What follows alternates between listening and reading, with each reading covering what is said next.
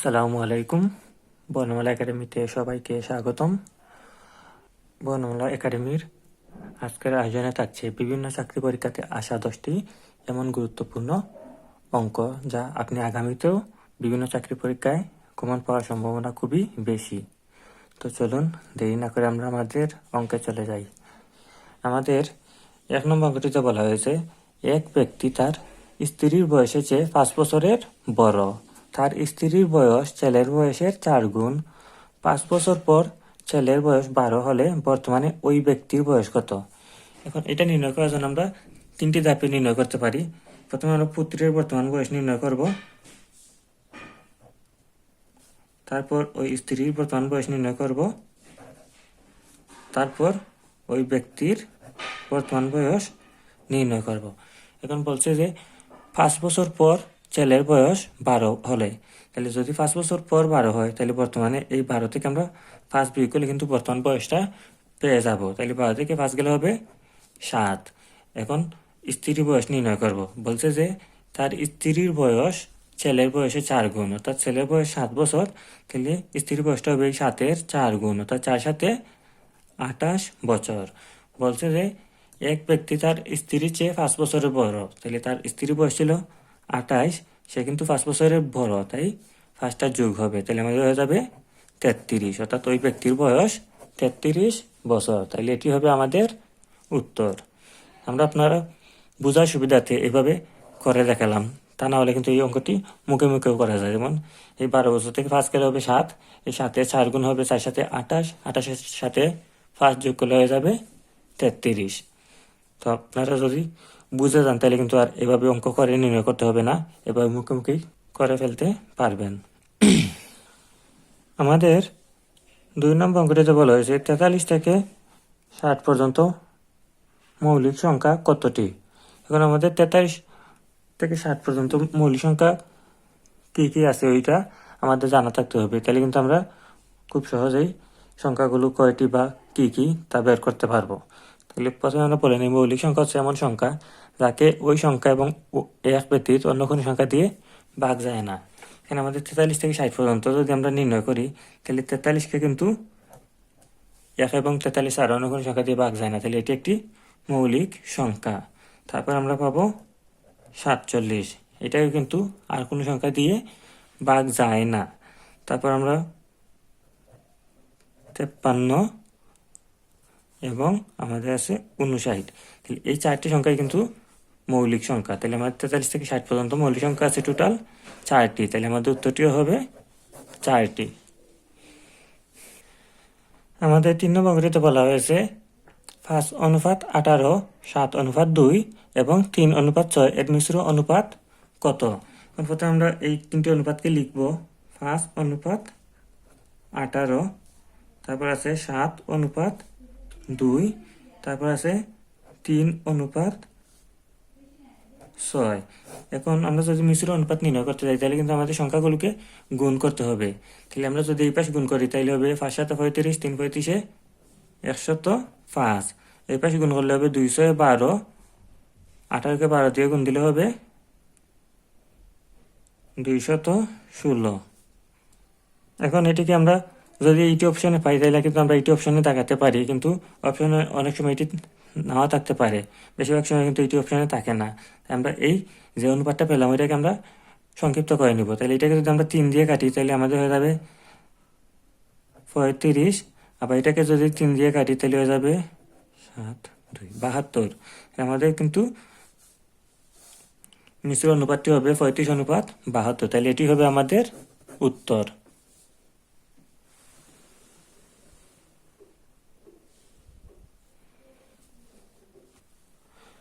আমাদের 4 নম্বর অঙ্কটিতে বলা হয়েছে চালের দাম 25% বেড়ে যাওয়ায় এক ব্যক্তি চালের ব্যবহার এমনভাবে কমালো যেন তার ব্যয় অপরিবর্তিত থাকে। তিনি চালের ব্যবহার শতকরা কত ভাগ কমালেন? এখানে এটি কিন্তু অনেকে এভাবে মনে রাখে যে 25% বৃদ্ধি পেলে 20% কমাতে হবে। এটি বেশিরভাগ পরীক্ষাতে একই ডাক থাকে যে 25% বেড়ে গেলে ব্যবহার কত পার্সেন্ট কমাতে হবে। তাহলে এটি কিন্তু আমরা সংক্ষেপেই 20% উত্তর করতে পারি, কিন্তু আমরা তাও অঙ্কের মাধ্যমে দেখিয়ে দেই। এখন যদি 25% দাম বৃদ্ধি পায় তাহলে কিন্তু এই 100 টাকার জিনিসটা হয়ে যাবে 125 টাকা। এখন বলছে যে তার ব্যয় বৃদ্ধি অপরিবর্তিত থাকবে, অর্থাৎ আগের ব্যয় থাকবে। তাহলে তার খরচ কিন্তু এখন 125 টাকা হয়ে গেছে, সে কমাতে হবে এই 25 টাকা, তাহলে কিন্তু তার ব্যয়টা হবে 100 টাকা। তাহলে 125 টাকায় কিন্তু 25 টাকা তাকে কমাতে হয়, তাহলে শতকরা তাকে কত কমাতে হবে? তাহলে আমরা লিখতে পারি যে 125 টাকায় কমাতে হবে 25 টাকা, তাহলে 1 টাকায় কমাতে হবে 125টা নিচে আসবে এবং এই 25টা যাবে উপরে।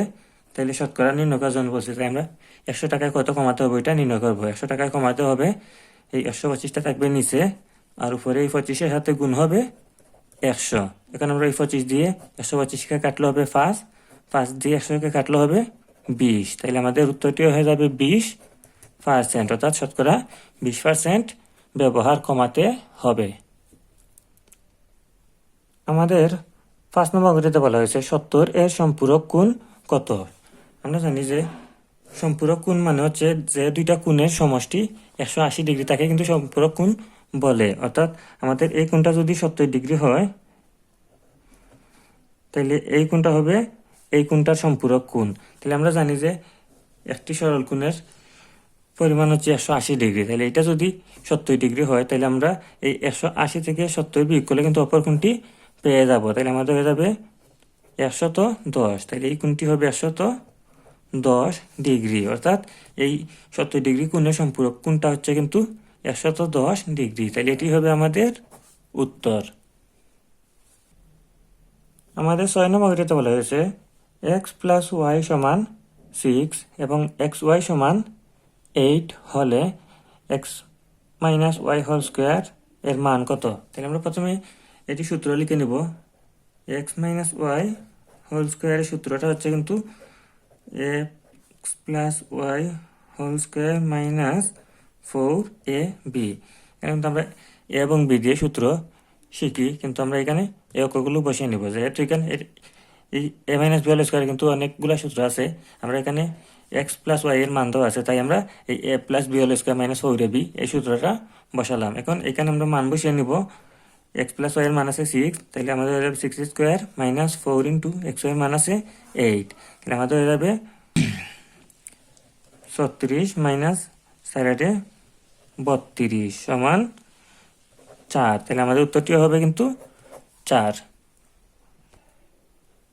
আমাদের 7 নম্বর অঙ্কটিতে বলা হয়েছে যদি x + 2y = 4 এবং x/y = 2 হয়, তবে x এর মান কত? এই অঙ্কটি করার জন্য আমাদের প্রথমে এই যে 2 নম্বর মানটা দেওয়া আছে ওইটা আমরা একটু কাজ করে নেব। এখানে আছে x/y = 2, আমরা লিখতে পারি বা x সমান এই ওয়াইটা ওই পাশে ভাগ ছিল ওই পাশে গিয়ে গুণ হয়ে যাবে, তাহলে হয়ে যাবে 2y। তাহলে আমরা কিন্তু বললাম x = 2y, অর্থাৎ 2y = x এবং x = 2y। এখন আমাদের প্রথম যে সমীকরণটি আছে যে x + 2y = 4, আমাদের কিন্তু x এর মান নির্ণয় করতে হবে, তাই আমরা এই xটা জায়গায় রাখলাম এবং এই x সমান কিন্তু 2y বা 2y = x। তাহলে এই 2y সমান বদলে আমরা লিখতে পারি x = 4, বা এই x আর x যোগ করলে হবে 2x = 4, বা x সমান হয়ে যাবে 4/2। অতএব x সমান কাটাকাটি করলে হবে 2। তাহলে আমাদের উত্তরটিও হবে 2।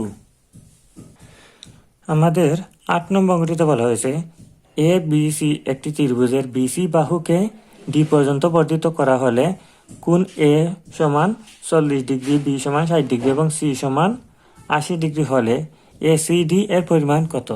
এটি নির্ণয় করার জন্য আমরা প্রথমে একটি চিত্র এঁকে নিব। তাহলে আমাদের চিত্রটা একটি ত্রিভুজ, যে কোনো একটি ত্রিভুজ আমরা এঁকে নিলাম যে ABC। এখন বলছে যে BC বাহুকে D পর্যন্ত বর্ধিত করতে, আমরা BC বাহুকে এই D পর্যন্ত বর্ধিত করে নিলাম। বলছে যে A কোণ = 40 ডিগ্রি, আর B কোণ = 60 ডিগ্রি, আর C কোণ = 80 ডিগ্রি, অর্থাৎ তিনটি কোণের সমষ্টি কিন্তু 180 ডিগ্রি। বলছে যে ACD এর পরিমাণ কত? অর্থাৎ এই ACD এই কোণটির পরিমাণ আমাদের নির্ণয় করার জন্য বলছে। যেহেতু এই কোণটি পূরক কোণ, তাইলে আমরা ডাইরেক্টই 100 লিখতে পারি। আবার আমরা জানি যে বহিস্থ কোণ হচ্ছে বিপরীত কোণদ্বয়ের যোগফলের সমষ্টি। তাহলে আমাদের এই দুই গুণ আছে 60 এবং 40, তাহলে 60 এবং 40 যোগ করলেও কিন্তু আমাদের হয় 100 ডিগ্রি। তাহলে আমাদের উত্তরটিও হবে 100 ডিগ্রি। আমাদের 9 নম্বর অঙ্কটিতে বলা হয়েছে 6x² - 7x - 5 এর উৎপাদক নিচের কোনটি। তাহলে আমরা এটাকে উৎপাদকে বিশ্লেষণ করতে হবে। 6x² - 7x - 5। এখন এই 5 এবং 6 গুণ করলে কিন্তু হয় 30। তাহলে আমাদের মাঝের সংখ্যাটিকে ভেঙে এমন দুইটি সংখ্যা বের করতে হবে যেগুলো গুণ করলে 30 হবে এবং বিয়োগ করলে 7 হবে। তাহলে আমরা এখানে 6x² জায়গায় রাখলাম। এটাকে আমরা লিখতে পারি plus 3x minus 10x minus 5। এই 10টা x থেকে 3টা x গেলে হবে 7টা x। তাই আমরা এই 7xকে লিখতে পারি প্লাস 3x মাইনাস 10x। এখন এই দুইটাকে কিন্তু আমরা 3x দিয়ে ভাগ দিতে পারি। 6কে 3 দিয়ে ভাগ দিলে হবে 2 এবং থাকবে x, আর 3xকে 3x দিয়ে ভাগ দিলে হবে 1। এই দুইটাকে আমরা 5 দিয়ে ভাগ দিতে পারি। মাইনাস 5 দিয়ে যদি ভাগ দেই তাহলে হয়ে যাবে 2x মাইনাস 1। এখন উভয় পাশে কিন্তু 2x মাইনাস 1 আছে, আমরা 2x মাইনাস 1 কমন নিতে পারি। তাহলে আমাদের থাকবে 3x মাইনাস 5। তাহলে কিন্তু এটি হবে আমাদের উত্তর। আমাদের 10 নম্বর অঙ্কটিতে বলা হয়েছে 6√64 ইন্টু 3√27 সমান কত। তাহলে আমরা যদি এই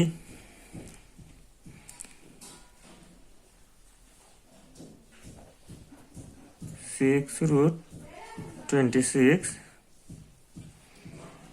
ইন্টু 3√27 লিখি, তাহলে এখন এই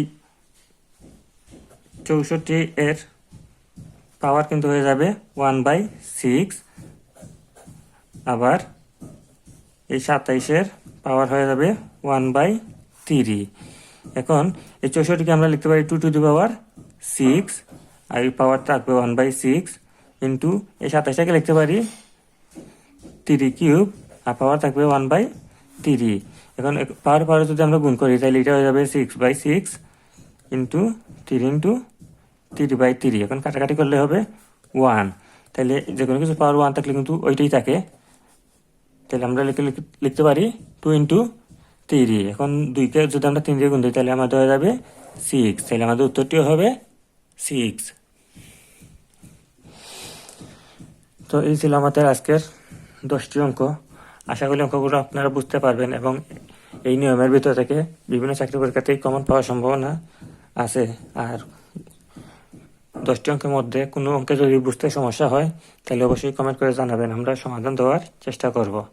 আপনি যদি চ্যানেলটিতে নতুন হয়ে থাকেন তাহলে চ্যানেলটিতে গিয়ে আগের ভিডিওগুলো দেখে আসতে পারেন।